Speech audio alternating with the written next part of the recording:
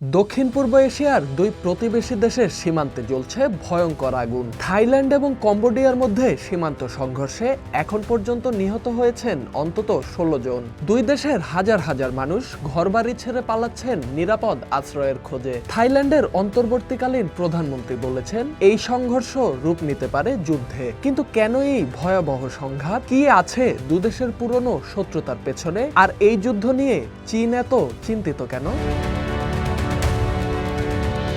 বৃহস্পতিবার সকালে সীমান্তে হঠাৎ করে গোলাগুলির শব্দে কেঁপে ওঠে থাই ও কম্বোডিয়ান গ্রাম। শুক্রবার পর্যন্ত চলেছে তীব্র লড়াই। বন্দুক, মর্টার শেল, এমনকি ভারী কামান ব্যবহার করা হচ্ছে, বলেছেন থাই প্রধানমন্ত্রী ফুমথাম ওয়েচায়াচাই। অন্যদিকে কম্বোডিয়া অভিযোগ করেছে থাইল্যান্ড আন্তর্জাতিকভাবে নিষিদ্ধ ক্লাস্টার বোমা ব্যবহার করছে, যা সরাসরি তাদের সীমানায় ফেলা হয়েছে।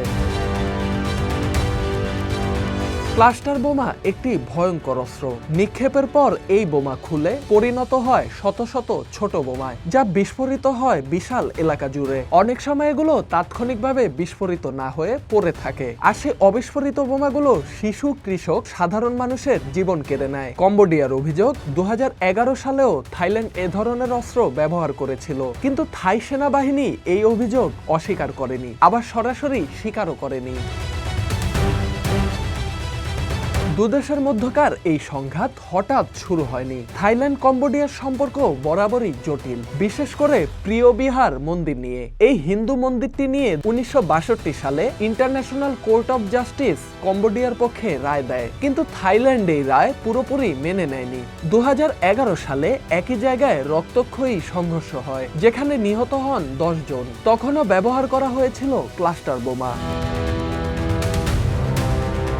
বর্তমানে এই সংঘাত কেবল দুদেশের মধ্যকার ব্যাপার নয়। চীন এখন দারুণ অস্বস্তিতে। চীন এবং কম্বোডিয়া দুদেশেরই ঘনিষ্ঠ মিত্র বেইজিং। চীন দুদেশের সঙ্গেই আলাদা আলাদা সামরিক মহড়া চালায়, বড় বড় অবকাঠামো প্রকল্পে অর্থ ঢালে, এমনকি আইন শৃঙ্খলা নিয়েও একসঙ্গে কাজ করে। এই দুই দেশের মধ্যে যুদ্ধ শুরু হলে চীনের প্রভাব খারাপভাবে ক্ষতিগ্রস্ত হতে পারে। তাই চীনের পররাষ্ট্র মন্ত্রণালয় বলেছে, আমরা নিরপেক্ষ, শান্তিপূর্ণ সমাধান চাই। প্রশ্ন হচ্ছে, শুধু বিবৃতি দিয়েই কি যুদ্ধ থামানো যাবে?